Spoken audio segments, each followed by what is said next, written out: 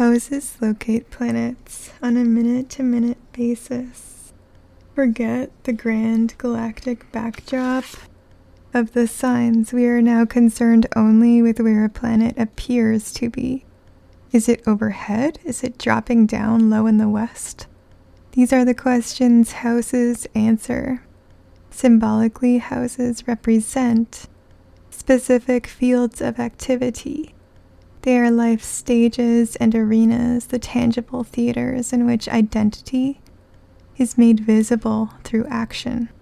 Even without houses, a good map of the mind is provided by planets and signs. But that map is a museum piece, inert, abstract, isolated from everyday reality. Houses add the dimension of experience. Include them in the synthesis, and astrology becomes more than a model of the mind, it becomes a model of life. We know that Earth is a damp ball of stone rotating on its axis, circling an obscure star surrounded by a thin layer of gas, and hovering a few degrees above absolute zero. But it doesn't look that way. From our viewpoint, Earth is an immense flat plane, apparently circular with a luminous blue bowl inverted over it. Every day, stars and planets lift over the eastern rim of the plane, wheel overturned, and disappear over the world's western edge. To us, it appears we are stable and they are moving. That, of course, is not true. All those effects stem from the fact that our planet is spinning, but that is what we see. And what we see is forever the heart of astrology. I truth, not mind truth. Astrology studies the space between the facts and the observer. Reactions, feelings, appearance. Everything in astrology is relative. Everything is individual, not truth. We are interested in how the sky looks, not in how it really is. To make astrology objective, like astronomy, is to make it absolute. To dehumanize it, we astrologers are not concerned with the solar system directly. We only seek to know its relationship to us, and that relationship is something we see. No need for abstract speculation. Nowhere is that premise so clearly visible as with the houses. These are simply sections of space above and below the place where we are standing. To say a planet lies in the first house is to say it is just beneath our eastern horizon. To say it lies in the 7th house is to locate it low in the western sky. Those observations are completely dependent on our point of view. Half the sky can be seen, half is invisible. Above, 6 houses represent an obvious, communally shared reality, visible to all. Below, 6 houses symbolizing a reality known only by inference, a reality encountered only in the imagination. Subjectivity, that is the theme of the hidden houses, the one below the horizon. They represent feelings, secrets, the inner life. Reactions are formed here, but always in darkness, always hidden from view. When a majority of planets lie in the houses below the Earth, we do not necessarily see an introverted character. A Sagittarian with an Aquarian moon and a prominent Jupiter is not going to be shy, even if all his planets lie below the horizon. What we see is more subtle. Emotion and intuition flavor all his perceptions. His conversation tends to emphasize feelings about facts, rather than facts themselves. His life is a search for an inner state, and he takes major evolutionary steps without creating the slightest ripple in his outward pattern of circumstances. Masterpiece of work below the horizon is not the ambition fulfilled or the dream made real, nothing so concrete. It is the realization and realizations happen invisibly. A preponderance of planets in the upper hemisphere has precisely the opposite connotation. Concrete, palpable experiences are emphasized. In all the houses above the horizon, the sky overhead is seen by all, shared by all. It conceals no secrets. Objective structures and communal consciousness come to a focus, balancing the privacy, mysticism, and illogic of the lower hemisphere. A person born with most planets overhead is not always an extrovert. Again, the issue is more subtle. Signs and planets spotlighted in her birth chart determine the tone of her character, not the houses. But whether she is a bookworm or an exotic dancer, her life is a busy one. A visible event marks every important developmental milestone on her path. The event may be a move to another city, a marriage, a journey to the east. No way to tell, but it will be there. For such a person, there is a perceptible life ritual, signaling every major evolutionary step. No significant change occurs without an accompanying rite of passage. Visible as the sky, realizations are insufficient. She must craft an event through which she can project and crystallize her changing individuality. The horizon is a physical line. The line connecting noon and midnight is imaginary, but its effects are real. This vertical divider, the meridian, separates the birth chart into an eastern and western section, each containing half the visible sky and half the invisible one. And each has a distinct significance. 6 houses lie east of the meridian, and in the heart of the east we find a single symbolic event that unlocks the meaning of all of them. The event is sunrise, dawn. Hopefulness. The new day is a blank slate. Nothing has been written on it yet. We may go on to trash it, to fill it with neurosis and fear and laziness, but we haven't yet, and maybe we won't. Hopefulness, possibility, another chance. What is the common denominator here? Freedom, maybe. That is certainly part of it. But what determines how that freedom manifests itself? It is the human will. Dawn symbolizes the will, our ability to make choices, intentionally to pursue certain kinds of experience. In the half of the sky it dominates, we find our freedom. In those 6 houses we make the decisions that shape our lives. With most planets lying on the eastern side of a birth chart, self-determination is everything. Personal action or inaction is critical in shaping the tone of her life. Good luck and bad luck have no place in her vocabulary. She must depend totally on the power of her will. What about the other half of the sky? Now the day is finishing. Feeling of completion, what we have is done, fixed forever. Life may have dealt us another freedom card, but now it has been played.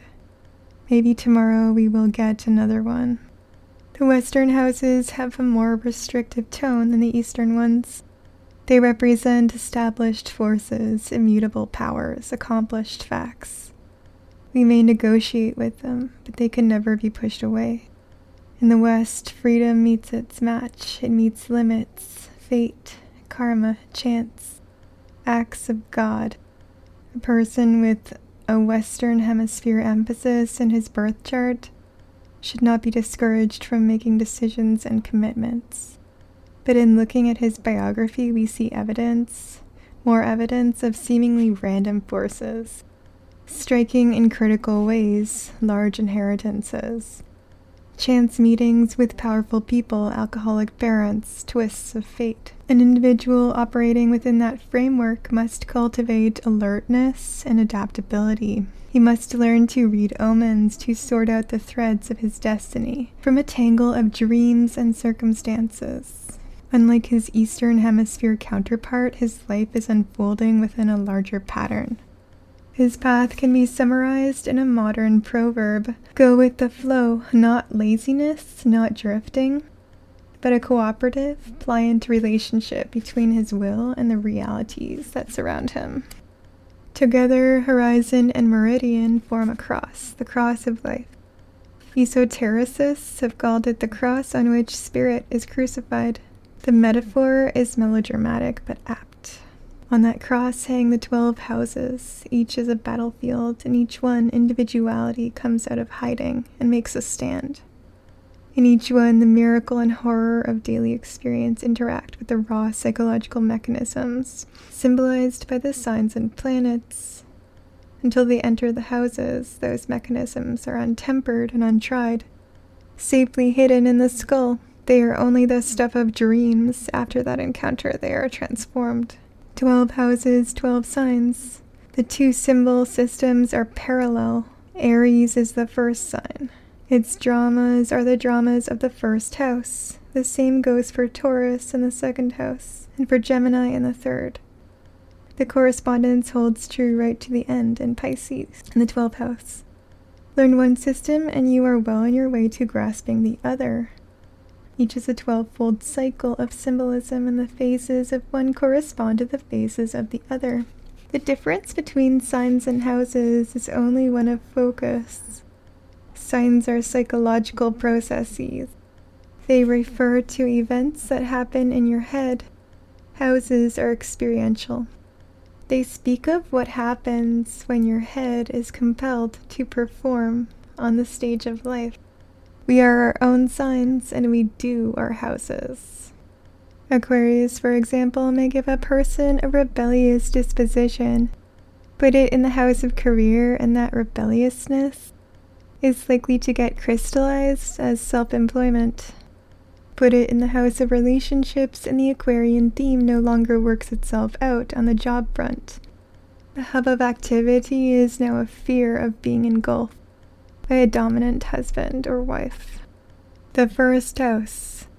Traditional name, house of personality, corresponding sign, Aries. Associated planet, Mars. Terrain, the establishment of personal identity, successfully navigated. Clarity and decisiveness in one's actions. A sense of control over one's direction in life. A sharply focused sense of identity. Unsuccessfully navigated, fearfulness and lack of self-assurance, leading either to inflexibility or tyranny over the wills of others, or to self-effacement, vagueness of purpose, and the assumption of defeat. To function effectively in the world, we must simplify ourselves. We must translate all the richness of the psyche into streamlined form. That translation may be a pale reflection of what we really are, but there is no choice. A personality is always a role we play, always less than who we truly are. A personality is always a mask. The first house symbolizes our optimal mask, the outer expression that best serves our inner needs. The more sensitively we respond to it, the stronger and more centered we feel. It gives a sense of autonomy, of self-knowledge, of authority over one's own life. The ascendant does not create the outer personality. The forces that come together to produce it are far more complex. Rather, it channels the totality of the birth chart into the world of action, delivering and expressing the deeper material. If we define sanity as the ability to generate a reasonable, purposeful pattern of action, then the ascendant is the antidote to madness. A weak response to it invariably makes a person feel crazy and disconnected. He or she is lost in role conflicts, trying to be too many kinds of people all at once.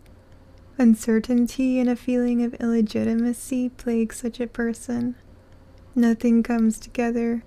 For that individual, there can only be fumbling and bewilderment, like an actor who has forgotten his lines. Why? Because he has no mask, and on the stage of the world, a person with no mask is mute, extraneous, and invisible.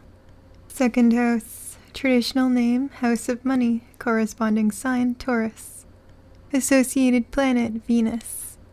Terrain challenges to self-esteem, money and possessions.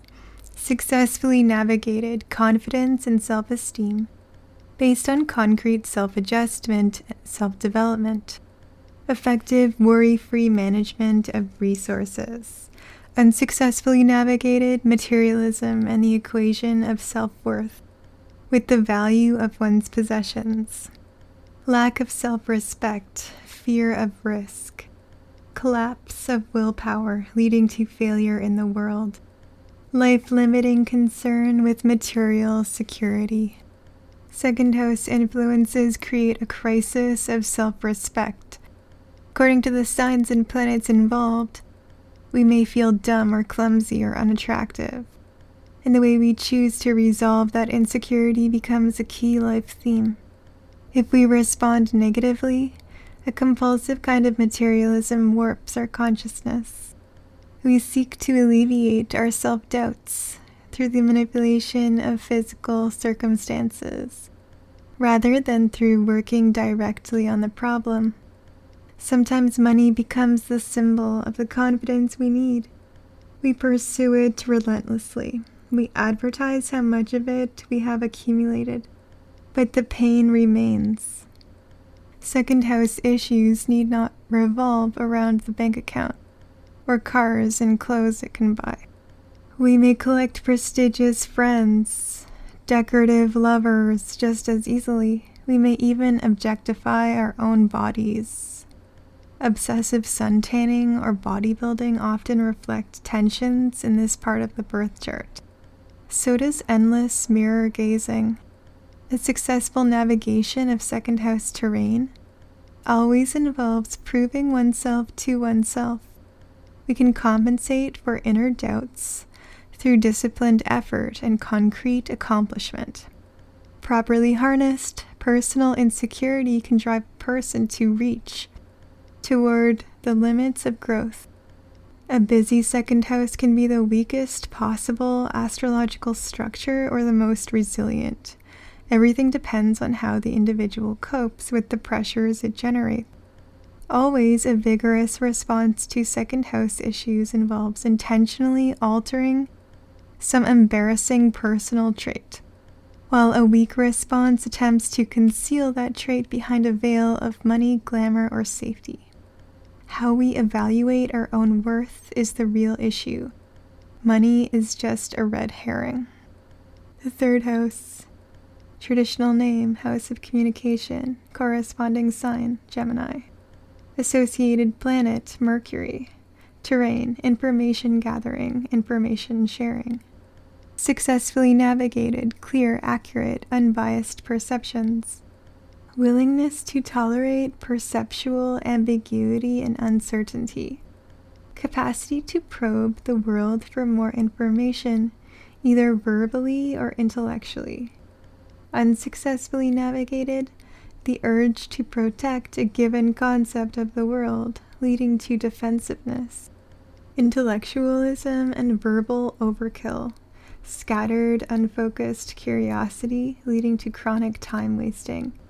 And disorganization. Speaking, teaching, writing. These are the activities traditionally associated with the third house. Accurate enough, but the terrain here is far larger. Anytime we express a thought or a feeling in such a way that it can be decoded and understood by another person, we have activated our third house circuits. Gestures, meaningful glances, body language, those expressions mark its terrain as much as anything we do with words. And even that covers only half the territory. Communication is a two-way street. The third house refers to listening to, and to reading and learning. But words are not always necessary there either. The sky communicates blueness to us. The night communicates darkness. The world floods our senses with an endless barrage of information, and we listen to it all. House of communication, yes, but the title may mislead us. It is too narrow. Let's call the third house the house of perception, remembering always that perception flows two ways. We gather information from the world, and then we echo it back again. Two processes. We perceive and we make our perceptions perceptible to others. Both are essential to this third phase of house symbolism. Both must be developed if we are to navigate its terrain successfully. To understand, to see with unerring clarity, that is the primary goal of the third house. There is a physical world around us, and within the neurons and synapses of the brain we create a second world modeled on the first. That second world is the one we truly inhabit. To perceive clearly, the two worlds must be aligned. How can we straighten out the distortions? Only by comparing notes with other perceivers, other people. They may be just as warped, but their warps are different. We must express ourselves to them as clearly as we can, sharing all the indefensible biases and crazy opinions we carry within us. And then we must truly absorb what they have to say, however incomprehensible or offensive or threatening it may seem within the framework of our own inner world. Those who have mastered that delicate art are masters of the third house terrain. Their navigation has been a success. More than most of us, they see truth, the real truth, the truth that is never in us but always among us. Those whose passage through the third house has been a failure must live in a universe in which dreams, nightmares, and reality are forever shifting into one another. The fourth house, the nadir, traditional name, house of home. Corresponding sign, Cancer. Associated planet, Moon. Terrain, unconscious, emotional, intuitive underpinnings of personality, the hero and the shadow.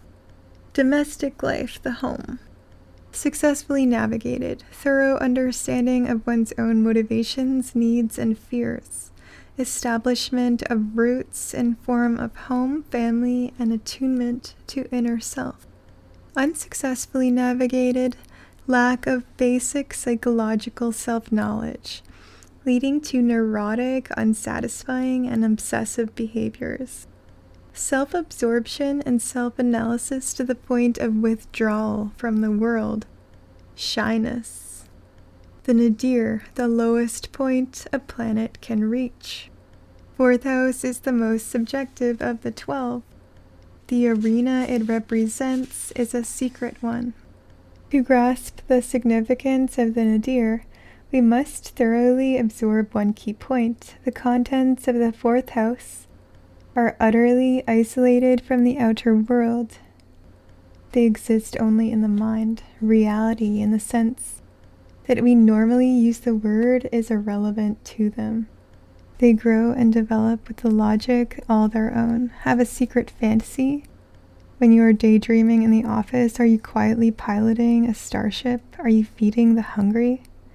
Opening in Las Vegas, you are encountering the hero, one of the two poles of the nadir. The hero, a set of grandiose imaginary self-images, shaped by the signs and planets in the fourth house. Although they are always embarrassingly unrealistic, those images serve a very real function in the ecology of the mind. They inspire us. They help us understand what we really want. Always the hero in the form of our recurrent fantasies tells us what we need in order to create balance between our true nature and the mask we wear in the world. Balancing the hero, we find the opposite pole of the fourth house, the shadow. Here we store all the horrible, unflattering, terrifying images we have of ourselves. Nightmares are encountered with the shadow, but so are chronic illogical worries and obsessive fear of cancer, of psychotic killers, of madness. Like the hero, the shadow is trying to convey a message to us, but decoding it is rarely easy. Always afraid of those psychotic killers? Maybe you've got some stored up anger of your own. Maybe you are afraid to release it. The shadow tells us what we fear. It also does far more. The shadow draws a picture of the fear we are afraid to feel. decode it, face it, and once again we establish balance between the inner self and the personality we present to those around us. Although its primary significance is emotional and intuitive, the old astrologers emphasized the withdrawn qualities of the fourth house and called it the house of the home. They were correct as far as they went. The fourth house does describe our attitudes towards the haven we create from the noise of the world. That haven must be created if we are to touch the nadir.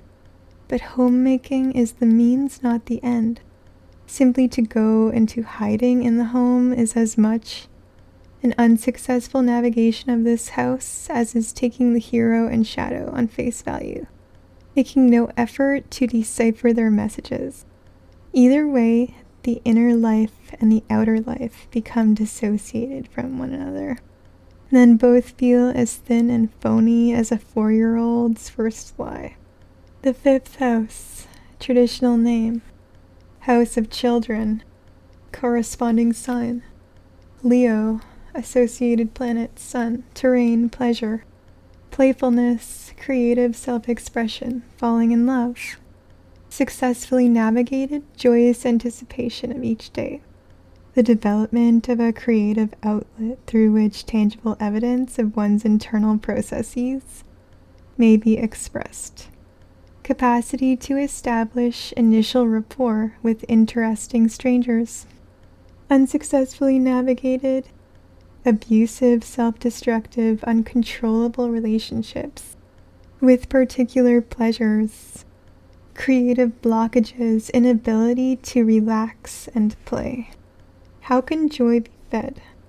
How can we sustain it? Much of the time, life does not offer much help. Our bodies hurt. Our bills pile up. Silly dramas sour our relationships, and power-hungry heads of state surround us plotting nuclear war as if it were some kind of new video game. In the face of all that hellishness, there is only one force between us and despair. That force is pleasure. At some undeniable, immediate level, pleasure is what keeps us in the world, and pleasure is the point of the fifth house. Traditional descriptions of this house read like a hedonist's shopping list, parties, debaucheries, love affairs, and so on. There are certainly pleasures, but imagine how good Michelangelo felt when he first stood back and admired his Sistine Chapel, or how the Buddha felt when his mind was finally silenced beneath the Bodhi tree. Those are pleasures too, but of a subtler sort. They arise out of a person's vision, out of his individuality. The fifth house is the house of pleasure, but to navigate it successfully, we must remember that not all pleasures are of the flesh. Creativity is a joy. Meditation is a joy. All those activities, creating art, sitting peacefully, making a new human connection, are part of the fifth house terrain. An unsuccessful passage through the fifth house invariably involves getting hung up on a single pleasure, forgetting that there are so many others. Signs and planets shaping our fifth house give a prescription for the maintenance of joy. They symbolize a specific range of pleasures, some centered on body, some centered on intellect, some focused at the level of pure spirit. Learn to enjoy all of them. Develop the skills and habits they require. Guard against asking too much of any single one. Do all that, and even when you die, they won't be able to wipe away your smile. Those little bird's foot joy lines will be as much a part of your face as your nose and eyes. Fail, and even the good things that come to you are of no use. The sixth house. Traditional name, house of servants. Corresponding sign, Virgo. Associated planet, Mercury. Terrain, responsibilities, skill and competence. Devotion and self-sacrifice. Successfully navigated fulfillment through the development of a personally meaningful skill that is of value to others. Unsuccessfully navigated, endless busyness at tasks that have no personal meaning, drudgery, wage slavery, humiliatingly subordinate roles, and key relationships. In this house, we recognize an elemental human need, the desire to exercise competence and to be recognized for it. How do we find that skill? The answer lies in the 6th house. Signs and planets activated there indicate which part of our personality is best suited to discovering it. They also give us some hints about how that skill will look once we have polished it, educated it, and made it available to the world. Should our navigation of the 6th house be unsuccessful, the need for meaningful responsibilities remain. But now we have nothing to give, no skill, no special competence, and we begin to work for work's sake, slaving away at a patchwork of labors that are irrelevant to us. We become the wage slave or the drudge praying for the weekend. Soon we find ourselves living in a world populated with bosses. More is corrupted than our professional life. As our own respect for our own competence dwindles, our friendships, our loves, our family relationships, all are tainted. We lose faith in ourselves. Everywhere we go, we seem to be begging that someone make us an assignment, and they do, and we fulfill it, only to seethe with resentment at the endless blither of insignificant hassles to which our life has been reduced.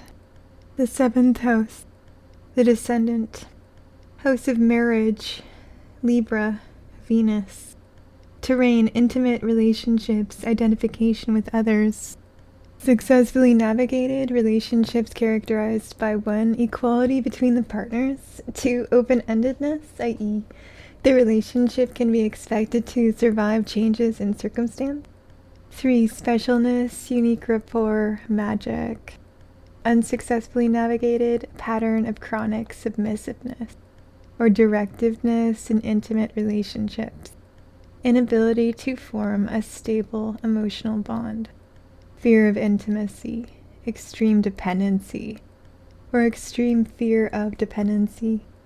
Identification is what enables us successfully to navigate the 7th house.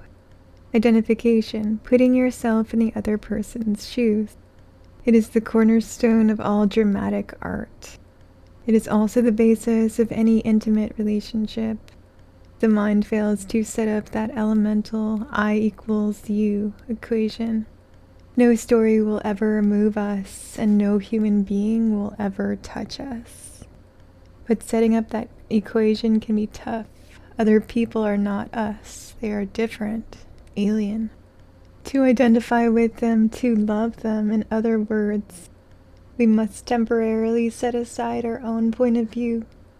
We must set aside our personality and look at life through their eyes.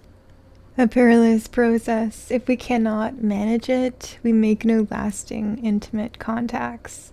We may be married, we may have friends, but our isolation is perfect. And in moments of truth, we admit it. Our universe is populated only with strangers. A successful passage through the terrain of the 7th house requires one quality above all others: an ability to feel a sense of equality with your partner. Nobody is in the driver's seat all the time. No one is the boss. There is dependency, but it is a two-way street. Equality means interdependency. There is also a sense of open-endedness in the relationships. Till death do us part. We need not go that far to successfully navigate the 7th house, but we must make a commitment to the other person. The relationship cannot be based on convenience. There must be a feeling that even if circumstances were to change radically, the bond itself would not be affected. Why? Because the relationship is not founded on circumstance. It is rooted in the essence of each person's nature. Finally, and most critically, there must be magic. Call it romance, call it psychological symmetry. Even with all three requirements fulfilled, that navigation is still tricky. But planets and signs lying in the 7th house guide us. They describe the type of person with whom we are most likely to have success in that phase of our lives, and they also indicate the dimensions of our own character that must evolve if we are to know what to do with that person once the encounter has taken place. The 8th house, house of death, Scorpio, Mars and Pluto, terrain, instinctive behavioral determinants universally present in human consciousness. 1. The desire, instinctive to form a sexual life bond, the mating instinct. 2. Instinctive awareness of one's own physical mortality, the way we cope with death. 3. Instinctive sense of invisible, transcendent dimensions of reality. Life after death, the occult. Successfully navigated, healthy, flowing, spontaneous sexuality. Acceptance of death and an integration of its reality into daily life. Sense of the immortality of one's consciousness. Unsuccessfully navigated, blocked sexual functioning or obsessive sexuality. Inordinate fear of death, denial of death, rigid denial of religious, occult, or mystical feelings. The 8th house is where we encounter the gut feelings that are unique to a sexual bond. Once evoked, they are virtually unstoppable. The same can be said for encounters with death. Once again, the ego encounters feelings that are both incomprehensible and uncontrollable. Once again, it's overwhelmed. In each case, personality dissolves. It is submerged in an instinctive response. Belief in life after death is a universal content of the human mind. That is not to say that everyone everywhere accepts the idea. Not everyone chooses to survive. Yet we speak confidently of a survival instinct. It is the same with life after death and most other occult phenomena. A belief in them seems to arise organically and spontaneously in the human mind. See a ghost, remember a past life. Any of them represents an encounter with something outside the normal limits of personality. Each is an encounter with instinct. A successful passage through the 8th house depends on accepting the reality of feelings arising beyond personality. Or you might say accepting illogical feelings. Feelings that may violate our accustomed description of the world. Feelings that undercut our self-image and threaten us with loss of control. That is not to say we must invariably act on those feelings, only that we acknowledge them, be willing to experience them. By acknowledging those instinctive feelings, we absorb a set of perceptions unavailable to us. Through intellect alone, we learn to flow with an occult power that normally lies latent in the structure of the mind. Like the 4th house, the 8th is a window through which ego peers into the larger framework of consciousness. But there are differences between them. The 4th house is very personal. In the 8th, if we are brave and open and trusting, we have the chance to go beyond the personal realm, a chance to absorb into ourselves something universal. How? Flow with the sexual force. Feel the magic of the bonding process at all levels. Physical, emotional, personal, spiritual. Accept death, integrate it, absorb it. Learn from it instead of hiding from it. What does death teach you? Look at your job, your relationships, your values. How will you view them when you are 110? Try to feel your soul. Grow up within yourself for something immortal. Let go of logic. Suspend judgment on the validity of your perceptions. Is there something ancient and unquenchable in you? Do all that and you have successfully navigated the 8th house. Signs and planets there give advice and warnings. But the passage is yours to make. Fail, and those same instincts snag you. They make you moody and bitter, full of heaviness. You may have a beautiful mate or a million lovers. Still you are unsatisfied. You may have a strong, healthy body. Still, you are haunted by the certainty that something unspeakably horrible is about to happen to it. You may accomplish miracles of creativity and self-discipline, and still you see them as empty and pointless, mocked into insignificance by the inevitability of your death. The ninth house, house of long journeys over water, corresponding sign Sagittarius. Associated planet Jupiter. Terrain confrontation with the tendency of life to become mechanical and routine. Formation of personal system of ethics or philosophy. Establishment of personal worldview. Encounters with the unpredictable and the exotic. Successfully navigated ability to break up routines and create new patterns of behavior. Clear individual sense of life's evolving meaning and purpose. Capacity to absorb shocking, unexpected perceptions. Unsuccessfully navigated routinization of experience, boredom, rigidity of thought, dogmatism. Opportunistic, narrow-minded, or unprincipled behavior, nihilism. The key to the terrain of the ninth house is that all our views of reality are conditioned by an unspoken model of the world. That model is always arbitrary and limiting. An unsuccessful navigation of the ninth house invariably involves mistaking a model of reality for reality itself. If we continue to adapt unsuccessfully, we live in a world we have outgrown. The mental world we created when we were 18. And it is too simple for us. The old model no longer engages or challenges our intelligence. What was once a creative adaptation now becomes a mechanical routine. We must intentionally move to break up our routines of behavior and thought. Planets and signs influencing this ninth house give us the precise formula for accomplishing this task. The 10th house, the midheaven, house of career. Capricorn, Saturn. Career, reputation, position in society, destiny.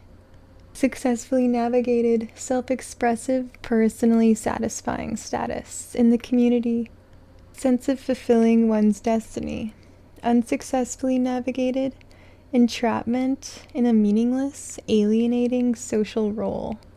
Obsession with power, status, and appearances. The midheaven, as we saw earlier, is the highest point a planet can reach in the sky. Symbolically, the midheaven represents that which is most obvious about us. It represents how we look from a social distance. To put it simply, the midheaven describes how we look to people who do not know us. What do they see? They see what we symbolize to them. They see us not as people, but as embodiments of various functions in society. Depersonalized, two-dimensional. They see our status. Our profession is only one determinant of our status. There are others. She's a feminist. That's a 10th house statement. So is he's a Republican, and so forth. None of those stances is likely to earn a person a nickel, but what they do establish is our identity in the public sphere, and that is what 10th house terrain is all about. To navigate 10th house terrain successfully, we must find our destiny. In other words, we must find a social role that is in harmony with our inner nature. We must figure out a way to get paid for being ourselves. A tall order, but planets and signs in the 10th house guide us. They serve a dual purpose. On one level, they serve as descriptions of our destiny, and on another, they represent aspects of our own nature that must first be developed if we are to find our destiny. They point out that goal, and the path to that goal. Navigating the midheaven is never easy. Typically, it is the last of the houses to develop. Before it can blossom, we must first know ourselves very well. We must have sorted out our destiny from all that doctor, lawyer, Indian chief programming we received while growing up. If we succeed, we are at home in the world. Our work, our status, our public identity all reflect what is going on inside us. If we succeed, we are at home in the world. Our work, our status, our public identity all reflect what is going on inside us. We bring the full force of our being to bear upon our public role, and that gives us power and creativity and freedom there. Gives us natural authority. We become one of the people who shape the myths and destiny of our culture. And if our 10th house navigation is unsuccessful, we may become wealthy, we may be glamorous, we may have influence, but these facts do not reflect who we are. They only describe a part we have been given to play. And as long as we play that part, we feel illegitimate and insecure. We feel like an imposter. And in a sense, that is exactly what we are. We see rivals everywhere. Enemies, competition, tricksters. We sense that if we disappeared, 100 others could fill the void in a second. And it is the truth. We didn't create the role, we were just cast in it. That is never the case if our 10th house navigation has been successful. No one else could play our part. That part, whatever it may be, is rooted in our individuality. It is an expression of who we are, inseparable from our own unique inner processes. Knowing that, we feel absolutely secure in our public identity. No one can steal it from us because no one else could do it. It is ours. And when we die, it dies with us. The 11th house, house of friends, Aquarius, Uranus, and Saturn, terrain. The future, plans, goals, life themes, identification with groups, organizations, movements, associations, one's crowd. Successfully navigated, concrete, specific sense of direction in life. Realistic yet inspiring goals rooted in self-knowledge. Network of relationships that enhance and support the realization of personal goals. Unsuccessfully navigated, vagueness of purpose, drifting. Inability to make a commitment at any level. Unrealistic, quixotic, whimsical goals. Friends and associates who only contribute to one's confusion and drifting. In the 11th house, we do not enter the future. That is an impossibility. We remain firmly rooted in the now. Instead, we experience an awareness of the future, as it bears upon the present. This house has nothing to do with clairvoyance. In it, we merely become aware of our development over time, and of the need for plans and decisions. This is the critical point. The future is only a fantasy of itself. It can have no relevance to us. But an awareness of the future exists for all of us in the present tense. And coping with that awareness is essential to the development of our individuality, whether we like it or not. All of us are headed somewhere. To navigate the 11th house successfully, that future must be chosen consciously and intentionally. We must make a commitment to become a certain kind of person, to have certain experiences, to attain particular goals. We must adopt a life strategy, and we must adhere to it as long as it still feels relevant to where we are in the present. If we fail, we drift. And if we drift, we become desperate. Even in the present tense, we are stymied. Without goals, there can be no meaningful action.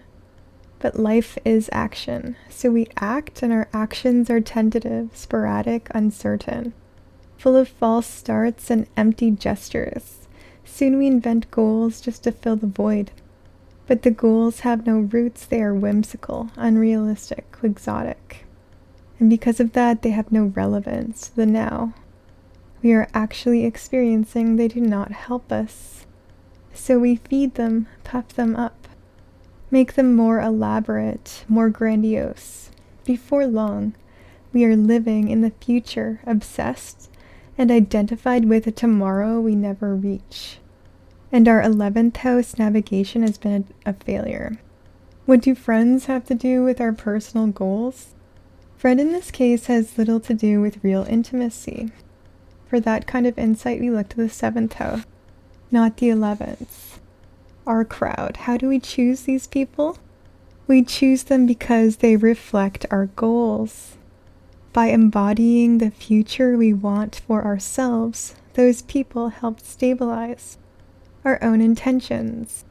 For us, they symbolize the future. Support is available. Signs and planets in the house of friends tell us where to look. They suggest what types of people and what kinds of associations or movements benefit us most. They also tell us where our own energies are most needed and will be most appreciated. Establish goals. Find people who support them, then live in the present moment. That is the secret of successful 11th house navigation. The 12th house. Traditional name, House of Troubles, corresponding sign Pisces. Associated planets Neptune and Jupiter. Terrain unstructured, unfocused consciousness, consciousness itself. Events and experiences that disrupt our identification with personality, ego death. Successfully navigated self-transcendence. Freedom from worry about the ups and downs of life, spiritual and psychic experiences. Meditation, sense of the presence of God or of higher levels of consciousness. Unsuccessfully navigated, blurry, confused, uncertain self-image. Escapism, abusive, self-destructive relationships with alcohol, food, sex, sleep, television, and other drugs. Hypersensitivity, mental imbalance, schizophrenia, chronic bad luck, quote-unquote. The 12th house to the medievals was the house of troubles. But we need not respond to trouble with self-pity. We can use it, we can turn inward, we can let go. We can move our attention away from the dramas of personality. We can focus it on a peaceful place deep within us. A place that is always there waiting. Every successful 12th house navigation involves activating those mental circuits. We can call that escape route meditation, prayer, or contemplation. We can call it self-hypnosis.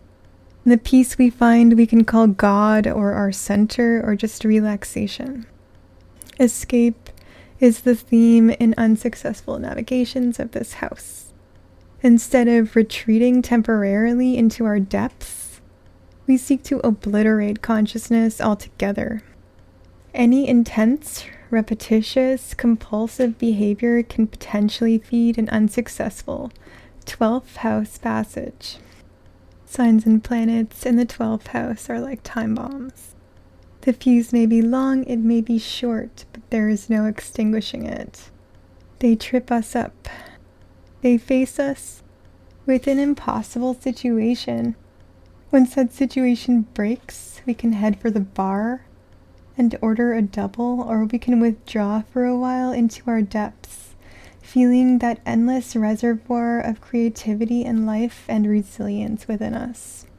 And feeling that we can gracefully let go of a set of dying circumstances, knowing that when the dust settles, we can begin again. Only consciousness itself is eternal.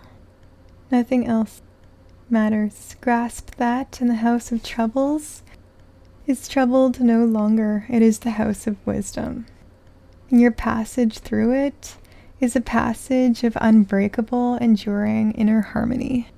Planets are the what. Signs are the how and why. Houses complete the system by asking one more question. Perhaps the most practical of all, where? Where? The question is trickier than it seems. We all live in two universes. One is the objective world, call it the cosmos, the material plane, reality. And it is the domain of the houses. marriage, career, the powers and limits of language, money. But houses have a second domain. It is the subjective side of life. Call it the unconscious, the astral plane, call it God, call it imagination. No matter what label we use, that dimension of life, represented by houses 4, 8, and 12, can be entered and explored. It is aware house symbolism again. Always remember that a house is only a territory our awareness can enter and within which it can express itself. Some of those territories are visible, some are invisible. They still answer the question where. Are signs and houses the same? No. As always, the sign supplies mind, stuff, motivation, attitude, tone, while the house tells us where to look for the events that mind stuff produces. Houses show circumstances, not how we feel about them.